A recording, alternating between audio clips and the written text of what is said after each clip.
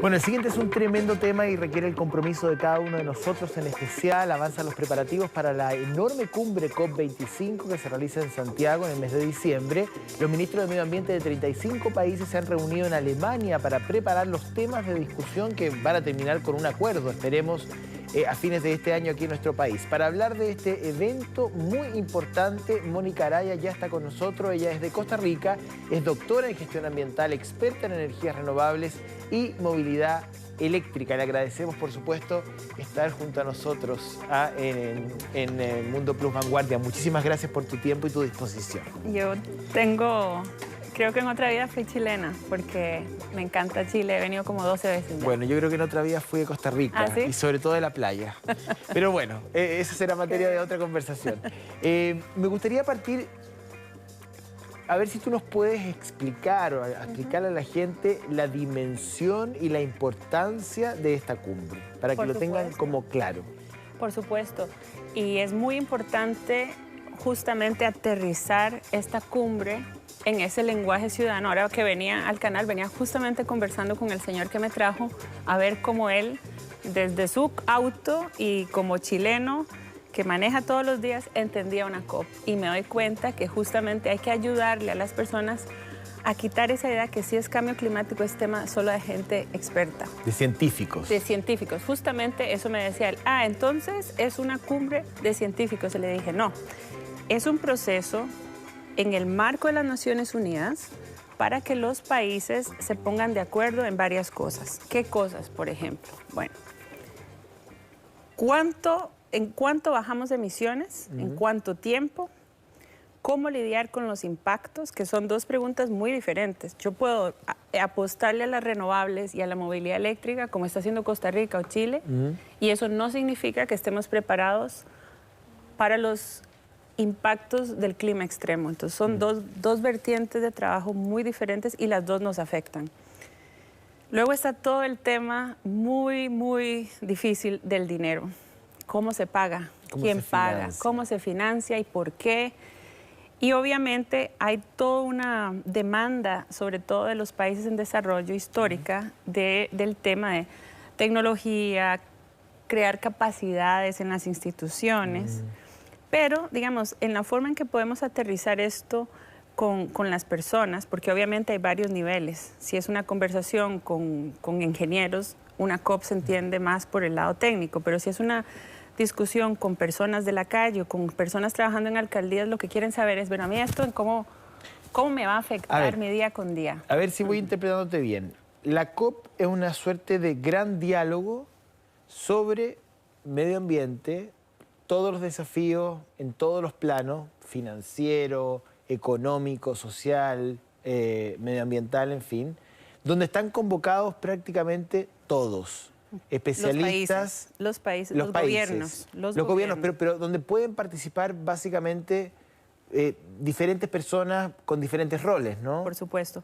Lo que sí hay que tener en cuenta para no crear una expectativa que luego puede ser problemática, es que al estar anclado en el proceso de las Naciones Unidas, quien puede apretar un botón y decir, voy a hablar, es una persona de un gobierno, sea Senegal, o sea Argentina, o sea Canadá. O sea, ¿no hay representación de la sociedad civil? En el proceso de la digamos, si entendamos, por ejemplo, círculos, ¿verdad? Si en el proceso de la negociación es una relación, digamos, si yo fuera ministra y vos fueras ministro, es una relación de estados. Sí. No es de alcaldes, no es de ONGs, no es de científicos.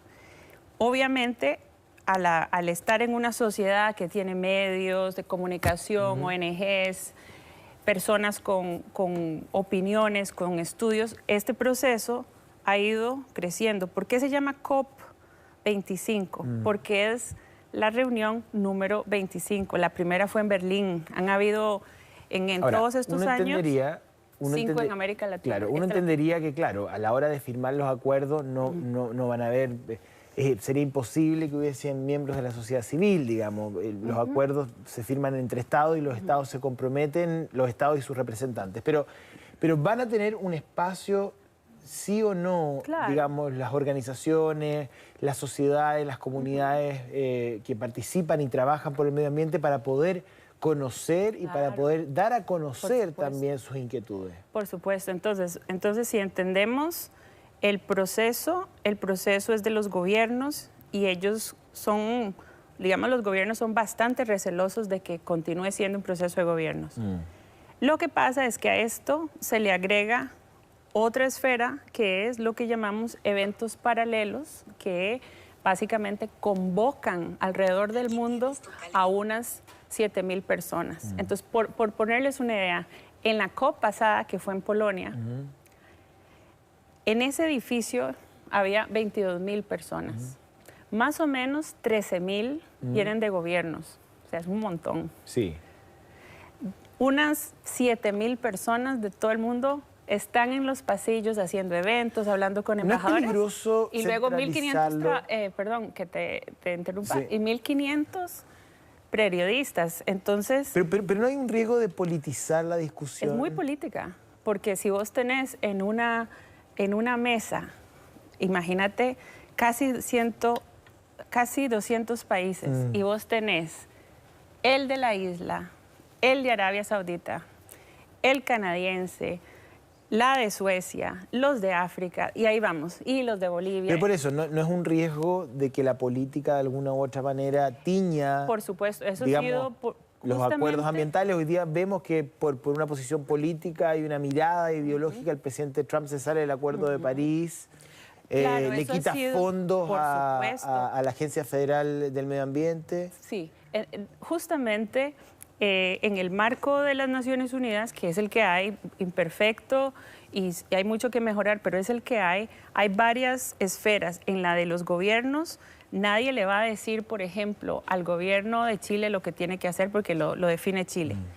Pero ese proceso tiene obviamente otra esfera paralela, que es el foro de los científicos en cambio climático, porque esta COP se centra en cambio climático. Hay otras COPs, por ejemplo, va a haber una en China el año que viene, solo de biodiversidad.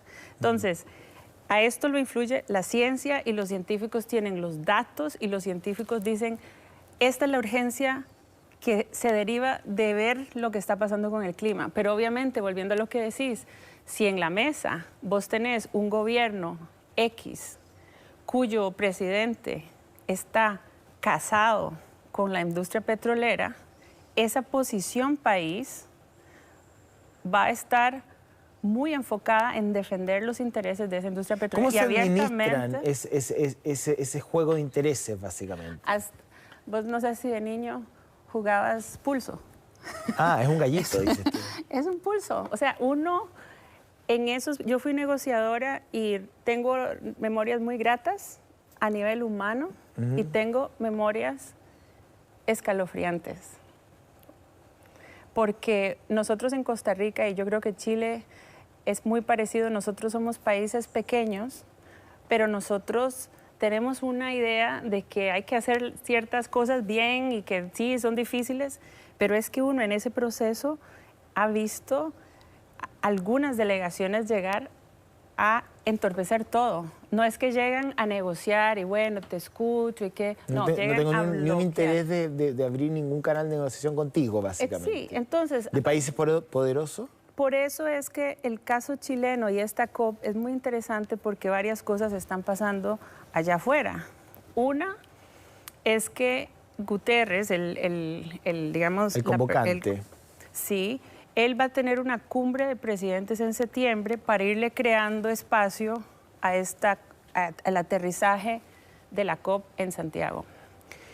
Por otro lado, no sé si han notado que se ha calentado el debate climático con niños del mundo, sobre todo una niña adolescente sueca, que ella ha puesto en la mesa algo que que mucha gente lo había dicho, pero nadie lo había hecho con esta fuerza, y es, señores, entre más se atrasen los compromisos, nosotros somos los que quedamos. Entonces, esta niña ha catalizado un sentimiento de otros niños que dicen, sí, yo no voy a la escuela el viernes y voy a hacer una marcha climática. Ahora, el punto es que esa niña, que efectivamente es un símbolo Greta. hoy día, Sí. apela a la sociedad civil, pero que no es la que finalmente termina firmando los acuerdos. Y hoy día hay conceptos como el cambio climático que sin que se le mueva ningún músculo, el presidente Trump dice que son un invento, que no es realidad, que no tiene ni un asidero científico y que aquí lo que hay que perseguir es el progreso y el crecimiento económico. Por supuesto, eso siempre ha pasado y va a seguir pasando. Lo que pasa es que hay varias cosas que sirven de amortiguamiento. Por ejemplo, en el caso de las renovables, Trump puede decir lo que él quiera en su cuenta de Twitter, pero en la realidad económica de Estados Unidos, en este momento las renovables crean más empleo que el sector fósil. ¿Cuál es el sector fósil? El triángulo. Petróleo, carbono y gas natural. Eso es el triángulo de los combustibles fósiles. Números. Cuando uno ve, por ejemplo, que él se sale del Acuerdo de París y hace toda una narrativa de provocación, que es un modelo que le funciona con cierto público. Por otro lado, vienen todos los gobernadores que son más civilizados en este tema, las alcaldías, y dicen, nosotros seguimos, California sigue, Oregon sigue, Boston sigue, Nueva York, por ejemplo, en este momento la ciudad de Nueva York, que es casi un país, porque si uno ve la economía de Nueva York o la de California, sí, son de las más grandes, podrían ser sobre todo la independientes. Podrían ser sobre todo California. Sobre todo California. Si uno ve lo que hace California, obviamente es como un país y ellos van y van. O sea, no es que están diciendo, como Trump se salió, entonces nosotros nos vamos a salir. No. Y a todo esto están las curvas naturales, curvas de costo alrededor de las tecnologías. Cuando los teléfonos salieron, las usaban pocas personas, eran caras, pero ahora ya se socializaron, se democratizaron. Entonces, cuando vemos las renovables, esa trayectoria va. Por ejemplo, en Chile 2019, en su enfoque climático, es muy diferente a Chile versión 2014. Yo lo que veo como observadora de temas de cambio climático, como latinoamericana, es como cuando uno hace el upgrade del teléfono, que le va haciendo una instalación y de pronto el teléfono hace actualización. Yo veo en Chile, con todas las limitaciones que todavía hay en temas, que uno sabe que hay contaminación atmosférica, uno ve que el upgrade se está haciendo y en esa misma por línea, un tema de tecnología y costos. ¿No te defraudó que Chile no firmara el acuerdo de Escazú? Yo pienso que, bueno, el acuerdo de Escazú, uno de sus Porque padres es Costa Rica. Chile fue convocante a un trabajo en San José para desarrollar mecanismos de resolución de conflictos ambientales. Y trabajamos, invitamos, convocamos, pusimos nuestra voluntad y finalmente no lo firmamos. Sí, yo Raro. Sí, es raro. Yo pienso que en el caso de la COP, porque el tema es que van a venir 200 países prácticamente y bueno, en el caso pasado fueron 22,000, creo que en el caso de Chile tal vez quieran reducirlo. Van a venir a hablar de clima y un menú que viene definido por los mismos gobiernos. No es que ahora Chile define la agenda de la COP. Entonces, en términos de ponerle la lupa a Chile y la COP, hay una demanda, una central. ¿Cuál? Que los números de la meta climática de Chile puesta en el Acuerdo de París mejoren. ¿No son suficientes? No son suficientes. Entonces, ¿qué quiero decir con esto? Que para que hubiera un acuerdo político, justo por lo que decías, de que es un pulso y los países no llegaron a poner las mejores metas, hay un ranking de las metas que es un semáforo. Si te ponen verde, estás bien. Si te ponen ámbar, estás más o menos. Y si te ponen rojo, no pasaste el examen. ¿Chile está en qué color? Rojito. O sea, convocamos a la COP, nos salimos del Acuerdo de Escazú, hablamos de medio ambiente, pero estamos en rojo en relación a las estadísticas. ¿Qué es eso? Pero no hay que caer en derrotismos, porque entonces el derrotismo paraliza la acción climática y tampoco... Tenemos que ir cerrando, pero no puedo dejar de preguntarte las variables en las que Chile está en rojo, las principales. Justamente ese es el punto. Chile es uno de los pocos países de América Latina, y eso tienes que tal vez retomarlo en otro programa, que tiene las condiciones para mejorar los números. ¿Por qué? Pero ¿de qué Por la número estamos hablando? energía.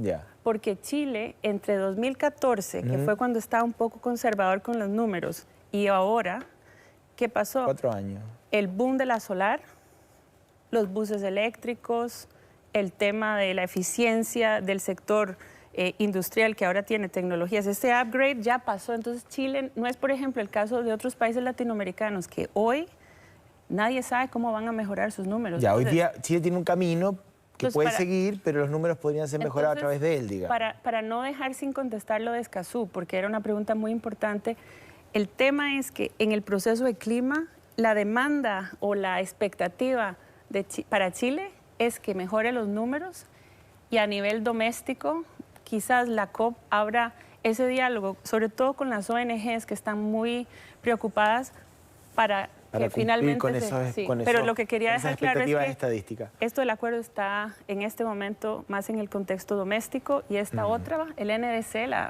en el Acuerdo de París, claro, sí está en la mesa, y yo creo que Chile sí lo va a lograr, que sea el primer país de la región, primero, que diga, aquí está la nueva meta climática. Ojalá, así sea. Mónica, muchas gracias. Encantada. Y a todos ustedes también muchas gracias por habernos acompañado en Mundo Plus Vanguardia.